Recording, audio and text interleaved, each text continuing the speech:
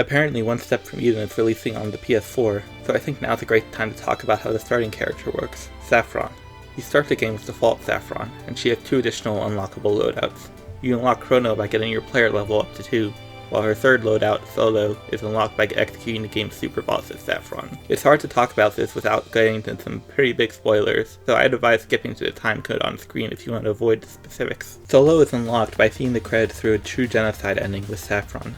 This is achieved by executing every boss, including the shopkeeper. The shopkeeper herself is basically a super boss, so what you'll want to do is to double focus on Misery in hopes of getting Soul Link. If you apply Link during the Ice Wall attack in the first world, she'll take enough damage to be defeated. Keep in mind this removes the shop from the rest of the run. Anyway, once you beat the rest of the playable characters, instead of the final world being just the boss, you storm Eden itself, which is filled with unique and very powerful enemies. But otherwise, it's the same as any other world. Get to the end and you'll fight Seraph. If you didn't kill the shopkeeper, defeating Seraph will send you back to the beginning of the game with all the spells and artifacts you picked up. It's sort of like a New Game Plus. If you did kill the shopkeeper though, you'll be able to interrupt her while she's trying to send you back in time and execute her, leading to the credits and the worst possible ending of the game. At least you unlock Solo though. Anyway, Saffron also has a number of unlockable costumes. Like almost every other character, just seeing the credits with Saffron unlocks the costume, in this case the witch outfit. Saffron also has 2 additional costumes unlocked solely through achievements. You can unlock a skin of Leia from Crosscode by getting the Calamity achievement. Calamity spells are the ones with a rainbow border, and they're the rarest spells in the game. You'll get one eventually if you keep on playing, but if you want to boost your odds, you can try to focus on luck by not choosing a focus spell, selecting the luck boosting artifacts, and killing rabbits at the campsites. You unlock the Legacy skin by getting the Archsage achievement. There's not much to say about getting this achievement, you just need 1 spell from each focus in your deck. Saffron is one of, if not the best character in the game, especially if you're new at this. Her first 2 loadouts are great for newcomers and veterans alike, and her third build is supposed to be great at the higher level Hell Passes, but I don't really play on Hell Pass, so I can't attest to this myself. When you start the game, you only have access to default Saffron. Her starting spells are Thunder, Kinetic Wave, Step Slash, and Frostbolt. Her weapon is the Field Bracer, and she starts with the second soul artifact. Default Saffron is also the only way to gain access to the second soul artifact. I forgot to mention in the Slicey video that Invade Slicey is the only way to get access to the Cool Shoes artifact. Anyway, Saffron has 1200 starting HP, the most of any character in the game, and she also starts with 3 max mana. I'll start with the weapon. Field Bracer fires a projectile for 2 damage in the row you're standing in. This is nice as you're able to constantly cause damage, but the damage is too low to depend solely on. Still, you're probably always going to have your finger on the attack button because of this. Second Soul is an incredible artifact. It's a one-time revive for 600 HP. This really helps when you're starting out, as Saffron basically has 1800 HP. As you get better, you'll find you won't need the safety net, but until then it's quite nice. What's even better, this stacks with Raven's Revive, so you can potentially revive yourself 2 times per run. There's very little to say about any of Saffron's starting spells. Thunder does 100 damage 4 tiles away. Kinetic Wave attacks 4 tiles and pushes the enemy back, with each hit doing 40 damage. It also generates some flow. Frostbolt does 40 damage and applies 1 stack of frost. Step Slash has you dash 3 tiles ahead and deals 80 damage in a 3x2 rectangle ahead of you. All 4 of Saffron's starting spells are widely applicable at the cost of having no focus. You can really build her any way you want, but she may not be as effective in whatever role you choose as a character who's more specialized. Instead of recommending a certain build, I'll just give a brief overview of the spell families. Anima has 3 types of spells. First, there are fire spells, which tend to leave flame tiles behind. Flame tiles do 140 damage over 10 seconds. Next, there are ice spells, which tend to inflict frost. Frost does nothing on its own, but when 3 stacks of it are applied, it does 150 damage. Finally, there are a few lightning spells. They don't have any special effects. There's a lot under Convergence. A lot of the Trinity spells are found here. With 3 stacks of Trinity, some spells have a special effect, usually being cast multiple times at once. There's also some mana restoration spells, and one highlight of this family is Focus, which increases your own spell power by 2. There's also quite a bit in Double Lift. Some of the spells here are pretty powerful, but they'll create jam spells, which do nothing but cost 2 mana to cast. There's also time manipulation spells, and spells that work differently based off your deck composition or the other active spell. Glimmer is a mostly offensive family of spells. There are a variety of multi-hitting spells and heavy-hitting spells here. If you just want damage without special effects, Glimmer is one of the better options. Hurt spells tend to crack or break parts of the field. They can also either generate or have bonus effects based on flow. Unlike Trinity, Flow is consumed with every spell cast. There's also some root spells, which tend to hold the target in place for a bit. Hexawan mainly focuses on structures you can place. This family also has the minigun family, which are weak spells that hit multiple times like a machine gun. Kinesis spells mainly focus on moving the enemy around.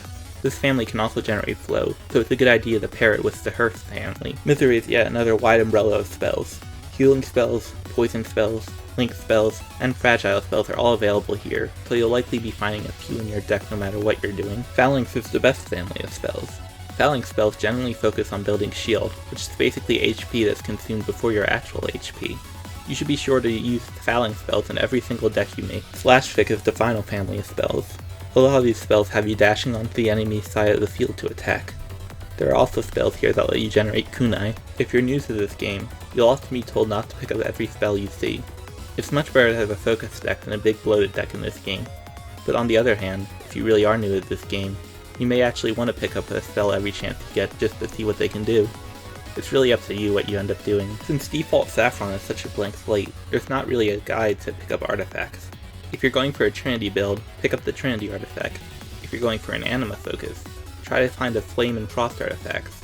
V-Gun, Fletchlet, and Micro Missiles all work well with Saffron's weapon, as does Honing Steel, but even putting all of them together won't add that much damage. Eventually I plan to make a video about the generally good spells and artifacts, so that's up you can consult it. Let's move on to the next loadout. With Chrono, Saffron keeps Thunder and Step Slash, and replaces her other spells with Minigun and Whirl. Now her starting artifact is Heart of the Cards, and her weapon is called the Wristwatch. She still has 1200 starting HP, and now she has 4 starting max mana, as well as 2 points of defense. Heart of the Cards is the easiest to talk about. For every card in your deck, you'll heal 1 HP at the start of each fight. When I get a successful run, my deck usually ends up being around 25 to 30 cards, so while you won't be healing large amounts, careful play allows you to patch yourself up over time. Speaking of careful play, let's talk about the Wristwatch. At the time of recording this, there are only 2 characters I haven't unlocked the additional kits for, Terra and Violette.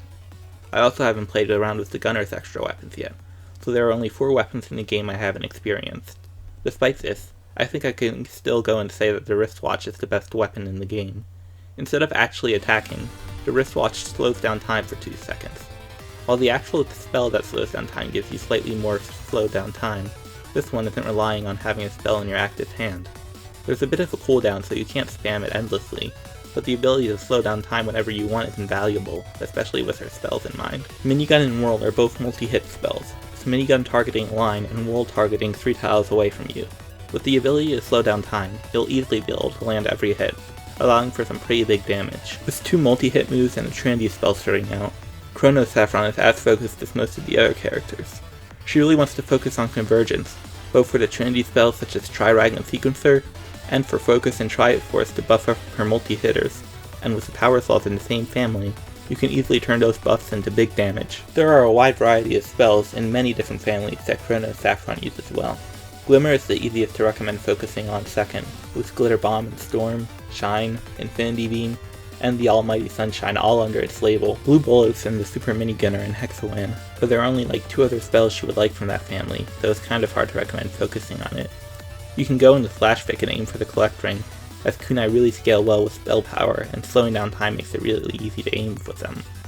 Honestly, anything with multi-hits is amazing on Chrono Saffron, but there's a bunch of spells you could consider using. Phalanx is what your second focus should be.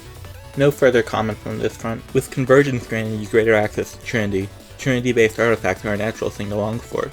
Trinket is the best in my opinion, as with it you start every battle with 2 points of Trinity. Spotlight is also pretty good, rooting the enemy for 1 second when you cast a spell with a Trinity bonus. Tessellate is okay, as it gives you a point of Trinity while shuffling, but depending on your build you won't be shuffling much. Spell power artifacts are also great. There's Double Edge and Glass Cannon, which are fairly common and grant 4 spell power for very little drawback. Merit Badge grants 1 spell power per hostage saved, so if you can get this early on the game will be pretty easy. Stimpack is usually kind of risky, but with Saffron's high max HP, it's not a terrible idea to pick it up. You can try getting Thorn or Uranium, but I think the cost is too great for the bonus they provide. Finally, Hit Seeker is also a good option to consider. A 10% activation rate doesn't sound like much, but each hit of your multi-hit spells has a chance to proc it, so the odds are better than they seem. Lastly, we have Solo Saffron. She brings back the Field Bracer, and now her starting artifact is Soul Food. She only has 1 starting spell though, and that's Ragnarok. She also only has 300 starting HP, but she has slightly higher starting mana regeneration and 4 starting mana. Because of Soul Food, Solo Saffron plays pretty differently than most of the characters in the game. She actually wants to kill hostages instead of saving them for an additional 50 max HP. You can kill a hostage right after saving them if you time it right, so it's possible to reap both rewards. At higher levels of Hell Pass, hostages actually become enemies. While this makes artifacts that reward saving hostages worthless, Solo Saffron still gets a reward for killing them. Ragnarok is one of the strongest spells in the game. In fact, it's the strongest spell without some sort of drawback attached to it. Because of this, Solo Saffron wants a small deck so she can really use this powerful spell to its fullest. Double Lift will give you most of the tools you'll want. Echo lets you cast 2 Ragnaroks per shuffle, and Switchbait lets you cast 2 projectiles with the same damage as Ragnarok. Sustain is also a good option. Sustain is a Trinity spell that only grants 1 point of Trinity, but if you cast it with full Trinity, you get a shield equal to the amount of damage your other active spell deals. With Ragnarok, Sustain creates more shield than any Phalanx spell but Stasis. Some convergence spells for mana building isn't a bad idea either. Meditate also builds Trinity, which will help with Sustain, while Sequencer fully stacks Trinity and also deals decent damage. Rooting spells like Reese can also help with aiming, and of course, you can never go wrong with Phalanx. As for artifacts, Soul Food is such a good one that you can probably get by just by selecting medkits, mana veins, and mana gems, although there are some artifacts you might want to look after. The Merit and Rescue Badge make it so every hostage situation rewards you no matter what you do, and once again you can double up on rewards if you're quick enough. Since you'll be using the Field Bracer as your weapon again, those weapon-based artifacts I mentioned earlier are still good here, although once again you'll only be doing scratch damage. With your small deck, Cover Fire might be in the Eastern Edition as well, adding 5 damage to your weapon while shuffling. And with that logic, Duct Tape, Pocket Sand, and Riffle are all good artifacts based on shuffling. In the end, playing with Saffron more has made her tie with Shifa as my favorite character in the game. Of the 3 builds, Chrono is my favorite for its ability to slow down time. Certain attacks in this game are absolutely insane, but when slowed down they can become easy to dodge. The False Saffron is a great character for those of you who are just starting out. With her wealth of HP, you can make a lot of mistakes and still keep going.